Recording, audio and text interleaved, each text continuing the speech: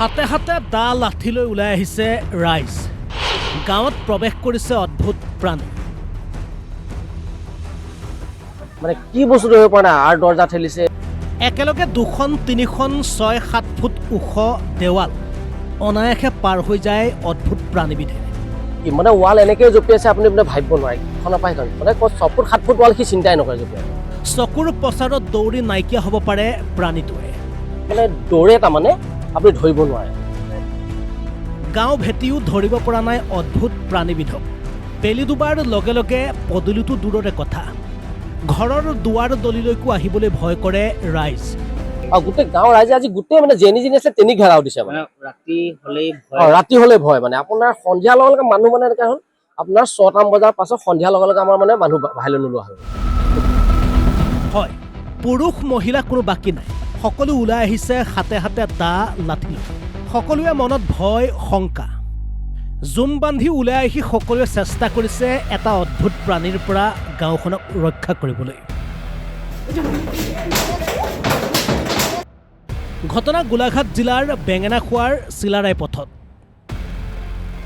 ৰাইজৰ খবৰ অনুসৰি নিশা হ'লেই অঞ্চলটোত পিয়াপিদি ফুৰে এক অদ্ভুত প্ৰাণী। ৰাইজৰ বৰ্ণনা অনুসৰি দেখাত মানুহৰ দৰে যদিও গাত নাথাকে কোনো কানি কাপোৰ। সন্ধিয়া হ'লেই আৰ ঘৰে তাৰ ঘৰে দেৱাল নহ'লে দুৱাৰত খুন্দা মাৰে প্ৰাণীটো।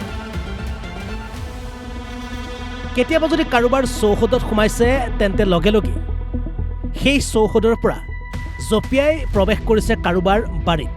কাৰোবাৰ যদি গাড়ীৰ গেৰেজত দুৱাৰ খোলাৰ চেষ্টা কৰিছে তেন্তে অন্য দিনত সোমাই থাকে নেমু গছৰ তলত।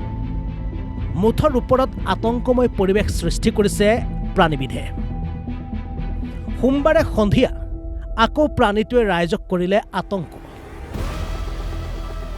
সোমোৱাৰ পাছতে মানে মই ঘটং কৰা শব্দ এটা শুনিলোঁ। শব্দটো শুনি ভিতৰৰ লাইটটো অফ কৰিলোঁ। আমাৰ হাজবেণ্ড আৰু ল'ৰাটোৱে বেক চাইডে গা ধুই আছিলে। তেতিয়া মই খিৰিকী পৰ্দাৰেদি আন্ধাৰেদি চাওঁতে গেৰেজৰ দৰ্জাখন সম্পূৰ্ণৰূপে এনেকে পুৰা জোৰ দি ঠেলি আছে। মই তেতিয়া জোৰ দি ঠেলি থাকোঁতে মানুহজনক যেতিয়া ক'বলৈ গ'লোঁ আৰু ওচৰৰ মানুহক ফোন কৰোঁতে আহি পাইছোঁ আমাৰ বেক চাইড মানে গেৰেজৰ দৰ্জাখন ইতিমধ্যে খোলা। মানে আমি মানে দেখাতটো ওচৰৰ বৌ কিগৰাকীয়ে দেখোঁতেতো মানুহেই দেখিছে। সি মানে সম্পূৰ্ণ মানে তাক দেখাত মানে কাপোৰ কানি নাইকিয়া মানুহ এটা। এবাৰ শুনক অঞ্চলটোত প্ৰথম প্ৰাণীটোক দেখা এইগৰাকী ব্যক্তিৰ মন্তব্য। দেখিছোঁ ৰাতিপুৱা 8টামান বজাত দেখিছোঁ।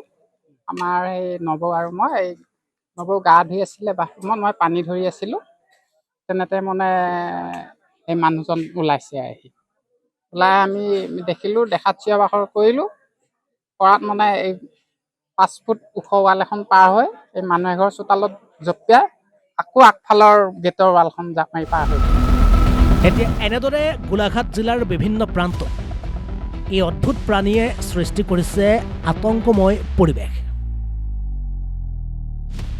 গোলাঘাটৰ পৰা পংকজ হাজৰিকাৰ ৰিপৰ্ট, অসম লাইভ 24।